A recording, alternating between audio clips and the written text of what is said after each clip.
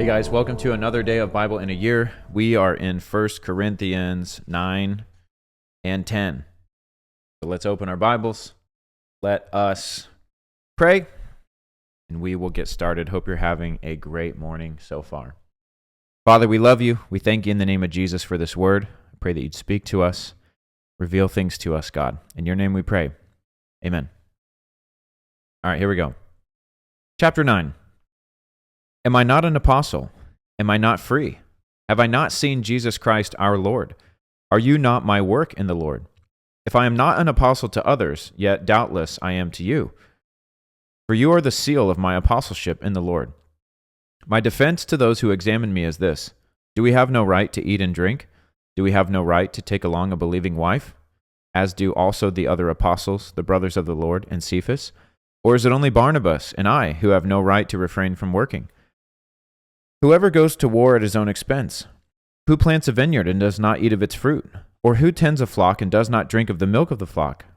Do I say these things as a mere man? Or does not the law say the same also? For it is written in the law of Moses, you shall not muzzle an ox while it treads out the grain. Is it oxen God is concerned about? Or does he say it altogether for our sakes? For our sakes, no doubt, this is written, that he who plows should plow in hope, and he who threshes in hope should be partaker of his hope. If we have sown spiritual things for you, it is a great thing if we reap your material things. If others are partakers of this right over you, are we not even more? Nevertheless, we have not used this right, but endure all things, lest we hinder the gospel of Christ. Do you not know that those who minister the holy things eat of those things of the temple, and those who serve at the altar partake of the offerings of the altar? Even so, the Lord has commanded that those who preach the gospel should live from the gospel. But I have used none of these things, nor have I written these things, that it should be done so to me. For it would be better for me to die than that anyone should make my boasting void. For if I preach the gospel, I have nothing to boast of, for necessity is laid upon me. Yes, woe is me if I do not preach the gospel. For if I do this willingly, I have a reward, but if against my will, I have been entrusted with the stewardship. What is my reward then? That when I preach the gospel, I may present the gospel of Christ without charge, that I may not abuse my authority in the gospel. For though I am free from all men, I have made myself a servant to all, that I might win in the more. And to the Jews I became as a Jew, that I might win Jews. To those who are under the law, as under the law, that I might win those who are under the law. To those who are without law, as without law, not being without law toward God, but under law toward Christ, that I might win those who are without law. To the weak I became as weak, that I might win the weak.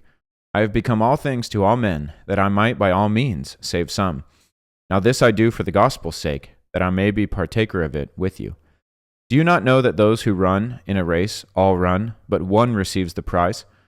Run in such a way that you may obtain it. And everyone who competes for the prize is temperate in all things. Now they do it to obtain a perishable crown, but we for an imperishable crown. Therefore I run thus, not with uncertainty. Thus I fight, not as one who beats the air, but I discipline my body and bring it into subjection, lest, when I have preached to others, I myself should become disqualified. Chapter 10. Moreover, brethren, I do not want you to be unaware that all our fathers were under the cloud. All passed through the sea. All were baptized into Moses in the cloud and in the sea. All ate the same spiritual food, and all drank the same spiritual drink. For they drank of that spiritual rock that followed them, and that rock was Christ. But with most of them God was not well pleased, for their bodies were scattered in the wilderness. Now these things became our examples, to the intent that we should not lust after evil things, as they also lusted. And do not become idolaters, as were some of them. As it is written, the people sat down to eat and drink, and rose up to play. Nor let us commit sexual immorality, as some of them did, and in one day 23,000 fell. Nor let us tempt Christ, as some of them tempted, and were destroyed by serpents. Nor complain, as some of them complained, and were destroyed by the destroyer. Now all these things happened to them as examples, and they were written for our admonition, upon whom the ends of the ages have come. Therefore let him who thinks he stands take heed, lest he fall. No temptation has overtaken you, except such as is common to man. But God is faithful, who will not allow you to be tempted beyond what you are able. But with the temptation will also make the way of escape, that you may be able to bear it. Therefore, my beloved, flee from idolatry. I speak as to wise men. Judge for yourselves what I say. The cup of blessing which we bless, Is it not the communion of the blood of Christ? The bread which we break, is it not the communion of the body of Christ? For we, though many, are one bread and one body, for we all partake of that one bread. Observe Israel after the flesh. Are not those who eat of the sacrifices partakers of the altar? What am I saying then? That an idol is anything, or what is offered to idols is anything? Rather, that the things which the Gentiles sacrifice, they sacrifice to demons and not to God. And I do not want you to have fellowship with demons. You cannot drink the cup of the Lord and the cup of demons. You cannot partake of the Lord's table and of the table of demons. Or do we provoke the Lord to jealousy? Are we stronger than he? All things are lawful for me, but not all things are helpful. All things are lawful for me, but not all things edify. Let no one seek his own, but each one the other's well-being. Eat whatever is sold in the meat market, asking no questions for conscience sake.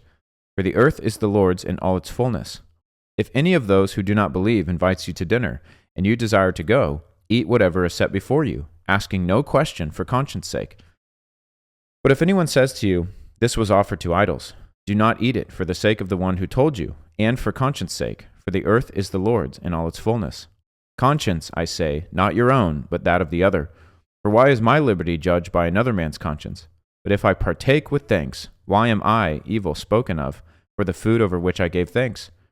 Therefore, whether you eat or drink, or whatever you do all to the glory of God. Give no offense either to the Jews or to the Greeks, or to the church of God, just as I also please all men in all things, not seeking my own profit, but the profit of many, that they may be saved. Imitate me, just as I also imitate Christ. Alrighty, that is it for today.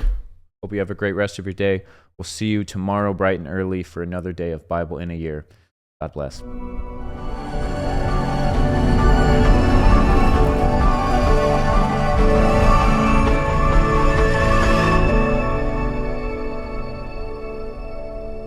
Hey guys, thanks for tuning in here with us at Bible in a Year. Can I encourage you to please make sure you like, subscribe, engage with the content, comment on the videos, and then share them.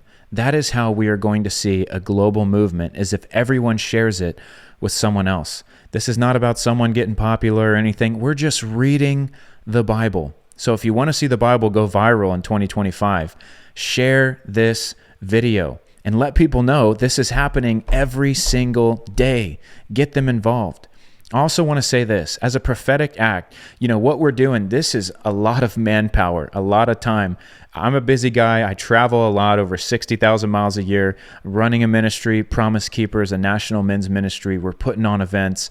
We do a live weekly Zoom every Wednesday night for the guys. I lead local groups here at home. I'm just saying, I don't need more things to do, but this was on my heart. This was important. And it's not just me doing this. We have an entire team that is making sure emails go out, that is tracking all the data, that is clipping this up, that is editing and uploading and taking care of all the logistics that you don't see behind the scenes, doing the marketing, doing the PR. I'm going to ask you to do one thing. This is a free gift. And I'm going to ask you, every day that you attend, will you just set aside $1? And at the end of the year, however many days you attended, that many dollars, will you donate it to Promise Keepers as an end-of-the-year gift? We're finishing this thing up on December 24th. Would you make a donation to Promise Keepers on Christmas Day with however many days you attended? If people around the world did that, we would be able to continue providing free resources just like this. I want you to think about this. This is totally free, and we are using the biggest platform in the world, social media, to get the Bible out there to unreached people groups. Believe it or not, there are still people around the world. There's 3.2 billion people in the world, statistics have shown, that have not heard the gospel. When you share and when you give, you enable us to do this full time. And so I'm just asking, not for you to give right now, not for you to sign up as a monthly giver. Every day you attend, just set $1 aside or make a note. And at the end of the year, make that amount donation to Promise Keepers. If you do that, we will be able to continue reaching the men of America and doing stuff like this, which is going global. So I want to thank you for joining, and we'll see you at the next episode of Bible in a Year.